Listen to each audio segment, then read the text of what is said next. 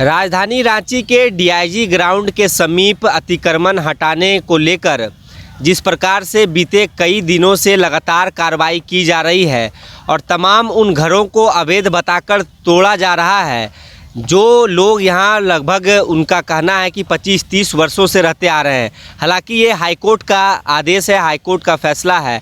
High court के आदेश का पालन करते हुए आप देख सकते हैं कि किस प्रकार से ये इस इलाके में डीआईजी ग्राउंड ये है और ये रिम्स का इलाका है। बताया जाता है कि ये रिम्स की ज़मीन है और तमाम उन अवैध घरों को जो हाईकोर्ट का जो फैसला आया है, आदेश आए हैं, उसे तोड़ा जा रहा है। लोग आसपास के देख रहे हैं कि आखिर घरों को किस प्रकार से तोड़ा जा रहा है। ठंड की जो समय है और धूप की लोग कह सकते हैं कि आस लगाए बैठते हैं। हम भी ये समझने की कोशिश कर रहे हैं कि आखिर जिनका मकान टूट रहा है, ठीक है, उनका तो मकान टूट गया है, लेकिन आसपास के जो लोग हैं, आसपास के जो मकान हैं, उनका मकान क्या हुआ, उनका भी मकान टूटेगा, उनके मन में क्या सवाल हैं, क्या उनके मन में भी डर का माहौल है। तो देखिए, हम भी, हमारे साथ कुछ महिलाएं हैं और इस कार्रवाई को देख रही हैं। इनसे समझने की कोशिश करते हैं कि इनके मन में क्या है आप लोगों के मन में। आप लोग कहाँ रहते हैं? यहीं रहते हैं आंटी? हम लोग बगल में रहते हैं। हाँ।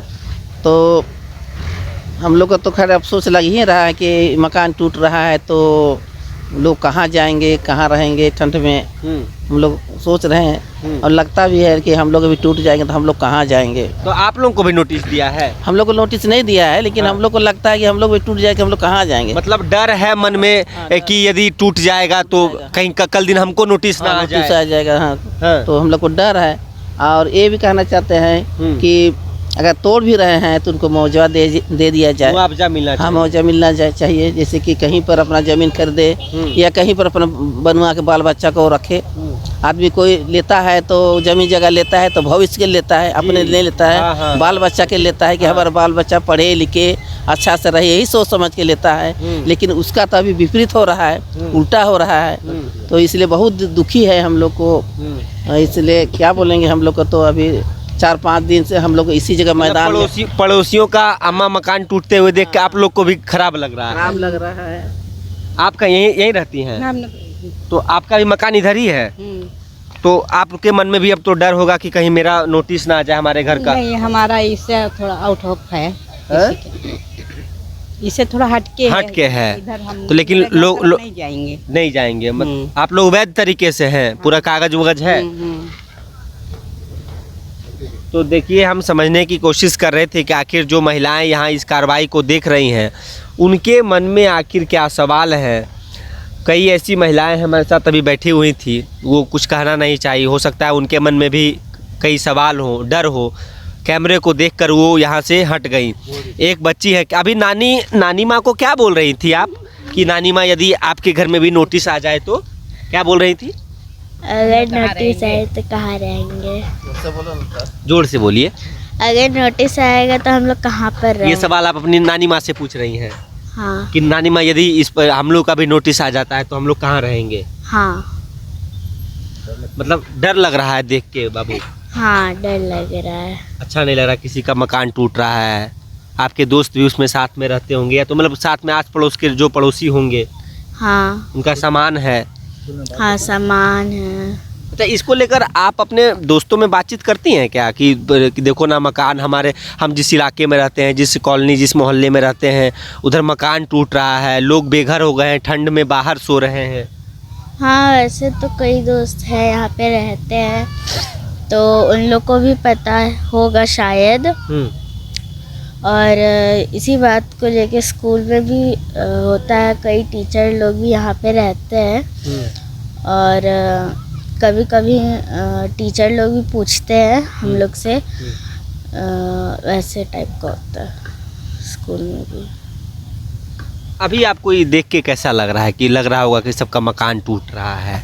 आप यहाँ खेल रही हैं, नानी माँ से ये पूछ रही हैं। देखिए, एक बच्ची है, ये अभी अपनी नानी माँ को बोल रही थी कि यदि नानी माँ हम लोगों के मकान में यदि नोटिस आ जाए तो हम लोग कहाँ जाएंगे। तो समझिए कि इस बच्ची के मन में ये सवाल कहाँ से उत्पन्न हुए। इन्होंने किस प्रकार से सोचा होगा, इनकी जो सोचन शक्ति है, सोचने की जो क्षमता है, वो इस काबिल हो गई है इस कार्रवाई को देखकर कि ये भी अभी अपने घर वालों से सवाल कर रही है कि यदि हमारे मकान को तोड़ने को लेकर नोटिस आता है तो हम लोग कहाँ जाएंगे इस ठंड में। इनसे हम समझने की कोशिश कर रहे थे कि आखिर इनके मन में क्या सवाल हैं, इनके पड़ोसियों के जब मकान टूट रहे हैं तो ये क्या कहना चाह रहे हैं। लेकिन डीआईजी ग्राउंड को लेकर बात की जाए तो लोगों के ये आरोप हैं कि वो यहाँ नोटिस उन्हें दिया गया, ठीक बात है, हाई कोर्ट का आदेश है, ये भी ठीक बात है, लेकिन उन अधिकारियों पर कब कार्रवाई होगी जिन अधिकारियों ने यहाँ का नक्शा पास किया, यहाँ का जो कह सकते हैं कि रोड बनाने की अनुमति दे दी, बिल्डिंग बनाने की अनुमति दे दी, रसीद तक काट दिए गए हैं। कई लोगों से हमने बातचीत की है कि उन्हें उनके मकान में 3 तारीख को नोटिस चिपकाया गया है और 5 तारीख को वो रसीद कटवा के आए हैं। तो सवाल उन भ्रष्ट अधिकारियों पर भी उठने चाहिए कि आखिर जिन्होंने इस पूरे खेल में बड़ी भूमिका निभाई है, क्या जानकारी होते हुए भी क्यों रसीद काटा गया जी, है कि नहीं। हाँ, जबकि जानकारी नोटिस भेजा गया, जानकारी था कि हम लोग को मकान खाली करना है, और वो जब सूचना आने के बाद में, वार्निंग देने के बाद में जाके रसीद कटवाया, तो उसका तो कोई वैल्यू नहीं देना चाहिए। पदाधिकारी इसकी जिम्मेदारी है, जिम्मेदार है जी।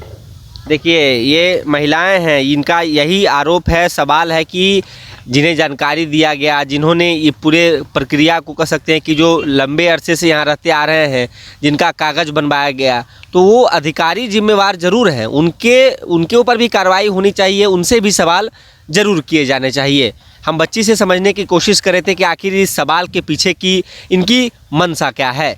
फिलहाल इस खबर में इतना ही। अपने सहयोगी कौशल नारायण के साथ सौरभ सिंह, न्यूज़ बाइस्कोप, रांची। घर रहने का मकान भर नहीं, ये खुशियों की तिजोरी है। दरवाजे पर दस्तक देता पड़ोस, खिड़कियों से उमड़ आता आसमां, तारों में उलझी ऐसी ना जाने कितनी दास्तां। कहती हैं चले डायमंड सिटी, एक सफर हम सफर के साथ अपने घर तक। Diamond city, life long bonding, 500 से ज्यादा खुशहाल डायमंड परिवार। जल्दी करें, सिर्फ 200 फ्लैट बाकी। आज ही बुक करें अपना आशियाना।